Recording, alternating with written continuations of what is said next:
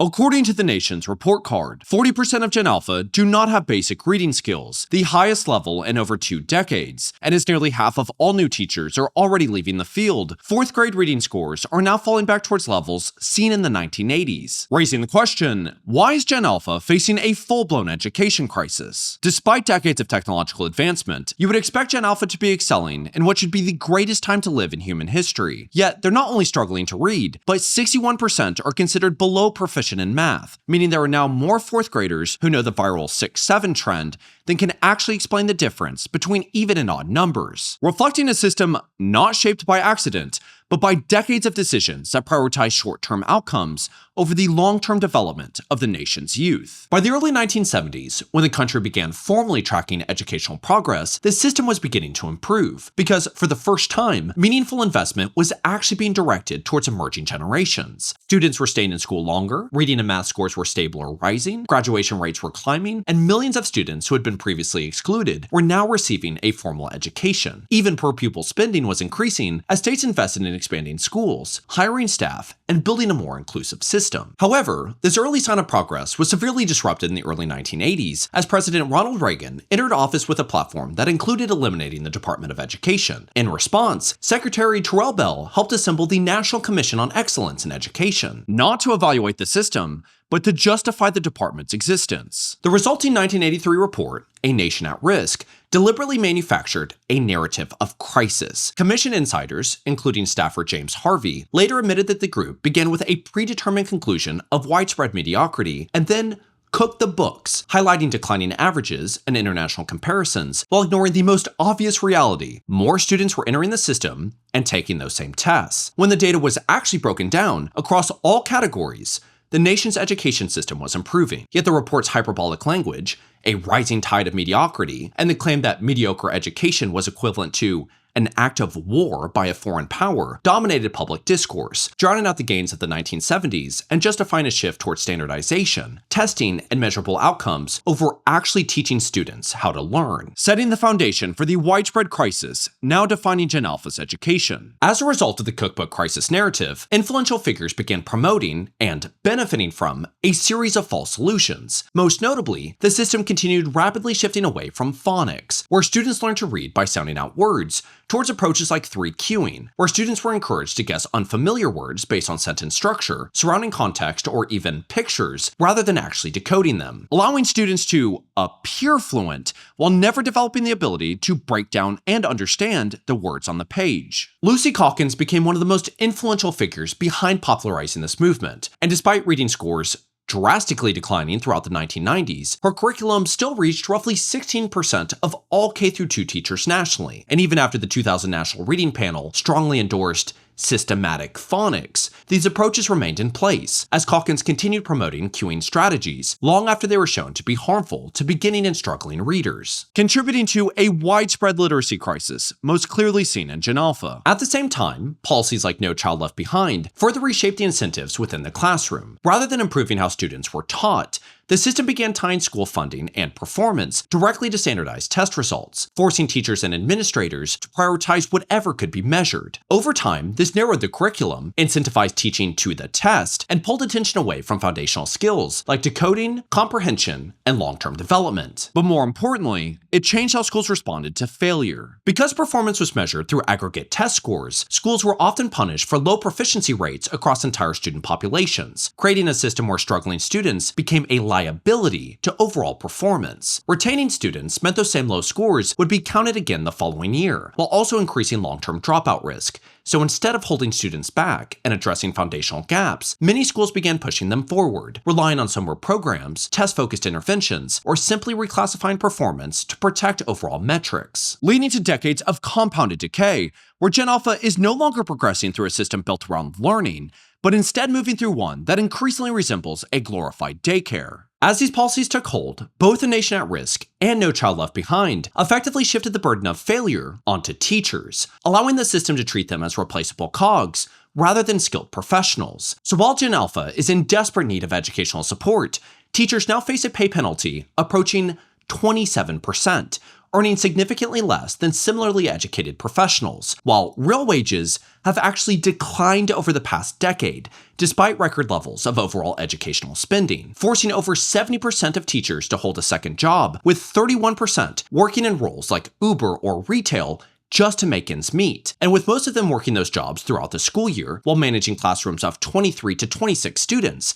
77% report their job as frequently stressful, and 52% say they would not advise a young person starting out today to become a teacher. A truly horrific sign for the nation's future. To see what this actually looks like inside Gen Alpha's education, I spoke with an elementary school interventionist with over 20 years of experience in the education system who explained the extra burden that teachers are now facing. The social emotional is heavier now than it's ever been because structures and supports at home are not as strong as what they've been in the past. And then there's always the time requirement. You know, you're always expected to do something and have it all planned out. But there's so many meetings that must take place. There's no planning time. And so then there's that time burden that shifts to outside of work. And how do you make that happen? Especially if you're a person that's working a second job, especially if you're a person that's running after kids. Like where do you find those spaces? I think those things are really hard on teachers, you know, just trying to keep up. Now, you may be wondering, if this lack of respect for the nation's teachers and educational decay has been building for decades, why are we only just now seeing it show up with Gen Alpha? It's not like millions of American adults can't read. According to the Barbara Bush Foundation for Family Literacy, 54% of American adults read below a 6th grade level, while nearly half cannot read a book written at an 8th grade level. In math, 34% of US adults scored at the lowest levels of numeracy, meaning they can barely do simple addition and subtraction of whole numbers, placing the United States near the bottom among developed countries. So when you combine a system that has been failing generation after generation, an environment where teachers are increasingly overworked and undervalued, and a generation that is the first in human history to have never known a world without smartphones, tablets, high-speed internet, streaming services, and social media, what reason would Gen Alpha have to not be facing this crisis? Unlike previous generations who grew up watching their parents read the newspaper, visited libraries, or simply read a book because it was one of their only forms of entertainment, Gen Alpha is growing up in a fundamentally different world. By the age of 2, nearly 40% already have their own tablet, and by the time they reach elementary school, 46% already have their own smartphone. Among children between 8 and 10, 65% are spending at least 4 hours a day on social media, often interacting with adult content by the time they turn 11. And while it's easy to point fingers at the greedy corporations, the failing education system, or simply label this just another lazy generation, the reality is that 2-year-olds are being handed tablets. And when 69% of parents say they are addicted to their phones, spending as much time scrolling as they do interacting with their own children, it becomes very difficult for a generation raised in that environment to develop the ability to focus or even self-regulate inside the classroom, especially when they lose access to their device. In a school setting, it's not uncommon to have classrooms that have a really hot child, and that on a regular basis, that room is having to be cleared so that that child can figure out how to regain their self-control. And so then teachers now having to remove, just say they're below 4th grade, they're now having to remove 21 of their children. 1 to 3 adults are needing to step up to help regulate a child. And so you start looking at the time demands and the lack of learning that's now happening with the other 21 children. I mean, it's not even funny because it happens every day. Some of them are related to children being asked just to work because they have so little attention that being asked to work is such a cognitive load. And when you have a generation already entering school with weaker foundational skills and shorter attention spans, the sudden shift to remote learning during the pandemic resulted in the largest learning loss in modern history, skipping over some of the most critical years for developing reading, focus, and basic comprehension. And because the system continued pushing students forward, despite lacking those foundational skills, it also widened the gap between the students whose parents were more present during those years or had the resources to supplement their education and those who did not. Of the 40% of students who do not meet basic reading requirements, roughly 65 to 70% come from low-income households, with those students being 3 times more likely to be chronically absent from school. And as this gap continues to widen, collapsing academic performance may be the most commonly discussed metric, But this is also leading to serious forms of cognitive decline, increased dependence on digital devices, and even a resurgence in child labor. Oh, it shows up everywhere. I mean, they're sometimes stealing because they don't have food at home. And, you know, I guess there was a part of me that used to think, oh my gosh, why is he stealing? But then when you start thinking, oh my gosh, he doesn't have food, he's stealing food because he's hungry. Lack of focus, concentration. When you start talking about just the amount of vocabulary they have in place. I mean, I said it earlier that a child that comes from poverty enters the school system a million words behind a middle-class child. And while each of these structural issues on their own is already creating severe consequences, the nation is now blindly subjecting an already fragile generation to the first large-scale test of how AI will reshape learning. To effectively highlight how concerned we should all be in this pursuit, here is a clip of Linda McMahon, the Secretary of Education and co-founder of the WWE, explaining the importance of integrating AI into schools. I think it was a letter or a report that I heard this morning. I wish I could remember the source, but that there is a school system that's going to start making sure that first graders or even pre-Ks have A1 teaching, every year starting, that far down in the grades. And that's a wonderful thing. Kids are sponges. They just absorb everything. And so it wasn't all that long ago that we're going to have internet in our schools. Woo! Now, okay, let's see A1 and how can that be helpful? So regardless of whether our students are being taught by the most technologically advanced tool in the history of mankind or a bottle of steak sauce, what is clear is that we have very little concern over what will actually happen to Gen Alpha in the process. In a recent Pew Research survey of over 1,400 teenagers, many of whom fall into older Gen Alpha, 44% said that they already use AI for at least some of their schoolwork, while 10% said that they rely on it for most or all of it. Nearly half reported using AI for research. More than 40% use it to solve math problems, and over a third use it to edit their own writing. And while the survey didn't directly ask whether students were using AI to generate full assignments, nearly 60% of students said it is already being used to cheat either somewhat often or very often in their schools. And just like the 3 queuing approach, which has been clearly linked to the nation's literacy crisis, AI is now showing similar patterns in how it impacts cognitive ability. A recent study from MIT found that when participants used AI tools like ChatGPT to complete writing tasks, their brains showed significantly lower levels of engagement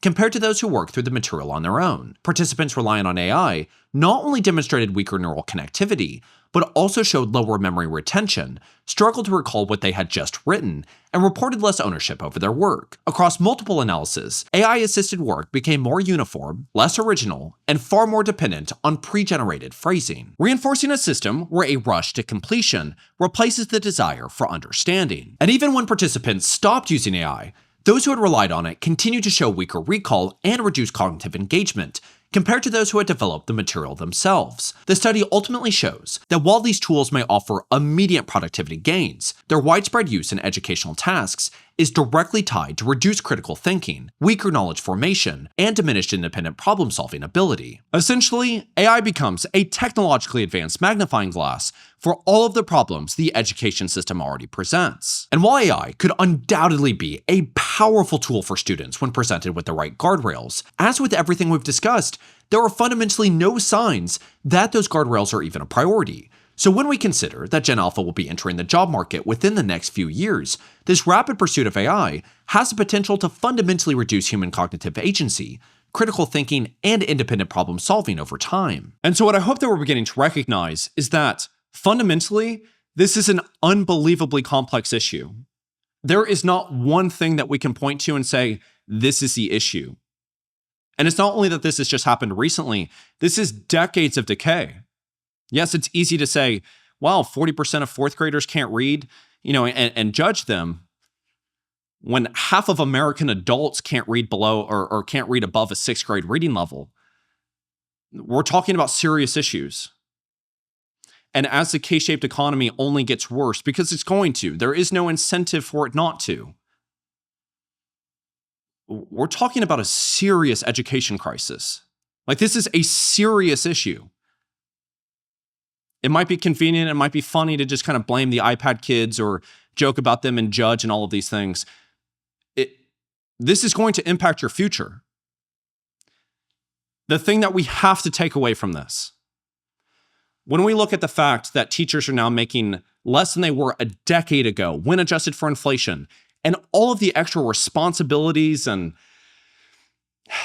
just challenges that they're having to face, the fact that there are hundreds of thousands, millions of first, second, third, fourth, fifth graders out there that are having to steal from their school, that are having to steal food from their school because they're hungry, that childhood poverty is increasing.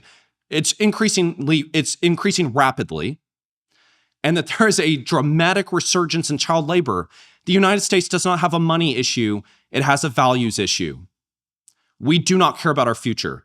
That has been blatant.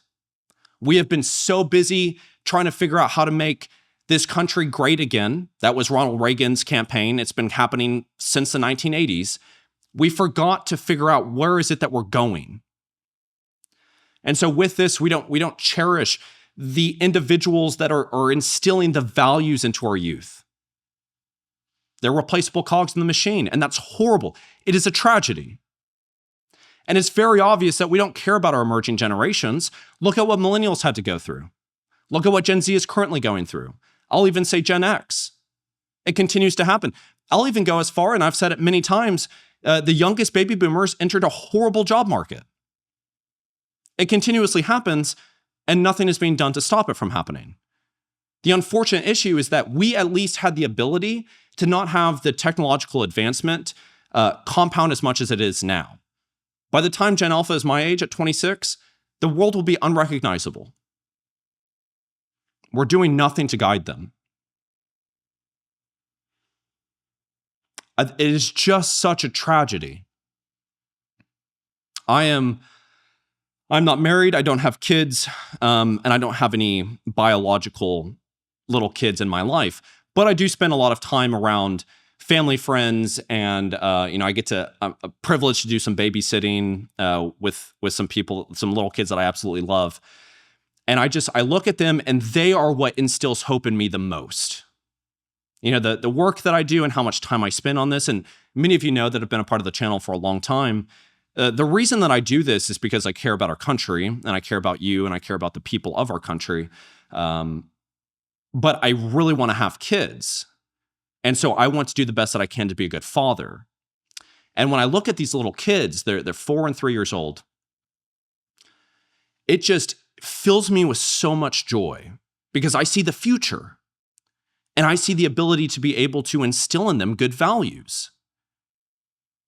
But unfortunately, I also see the fact that they had a tablet when they were 2 years old. And that, I'm not around enough. Again, I'm not biologically related, but I have heard that they are already at 4 and 3 years old telling the responsible adults to F off. So the oldest boy says that, and then the little girl copies him. And, there's been times where I went to go pick him up. The little girl is scrolling on TikTok at 3 years old. And so there's degrees of challenges to this because we could say, why are the parents doing this? You could say, well, they're having to work. They're having to do all of these other things.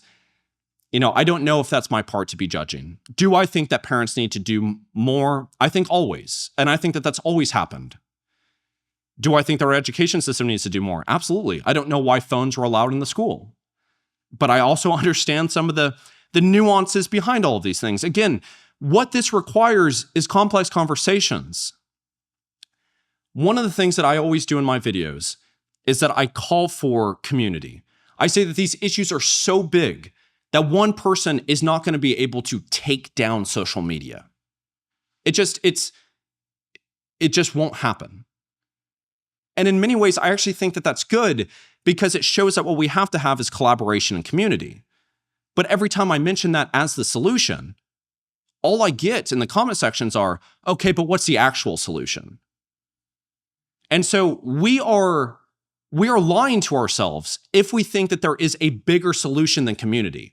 And what is happening with Gen Alpha and the education system is the perfect representation of that. It is going to take a village to be able to recoup and overcome the losses that we have right now. When I was born, my grandparents told my parents that they didn't want to be involved because they already raised kids.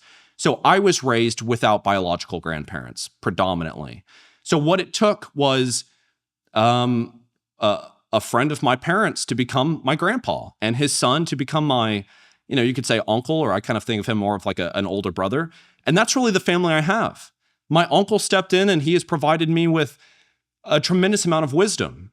My mom would work, she would drop me off at school, she would work all day, and then she would pick me up and we would clean the school to be able to help make ends meet. And I watched the parents judge my mom for doing that. But that was a sacrifice she did for us. When my stepdad came into the picture, him and my mom didn't run off. My mom was cooking dinner and he was sitting at the table with Spider-Man flashcards, helping me learn multiplications. I'll never forget, 6 times 8 is 48. That is what he reminded me of. And I can even remember the Spider-Man on the flashcards because we honed in on it so much. He cared about my future. I am a direct byproduct of the adults in my life. I didn't just willy-nilly come to this point. Yes, it took responsibility on my part and sacrifice and discipline and all of these things. But in many ways, that was instilled in me by these adults. And so what I'm saying is, if you're an older individual, don't be the grandparent that says, I've already done my job. Like, how could you think that way? And if you're a parent and you're doing your best, you're doing your best. But if you do think, man, maybe I'm leaving a little bit on the table, or maybe I am scrolling too much, or maybe I'm missing out on something, give a little bit more. There's always a little bit more that we can do. These kids deserve it. I just think it is just so sad to see this. It's mind-boggling. It truly is. I don't know. I don't think I have much more else to say. I think it just makes me really sad. If this has provided value to you, I would really appreciate it if you subscribe if you haven't already done so and like the video. I'm trying to do the best that I can. I really am trying to target the issues that I think that are impacting us. I want us to go in a forward direction. It feels like it's getting harder to do that, but I'm doing the best that I can. And I know that you guys are as well. I mean, we have a great community. We're often collaborating and communicating, and I really appreciate that. So thank you all so much. Until next time, bye-bye.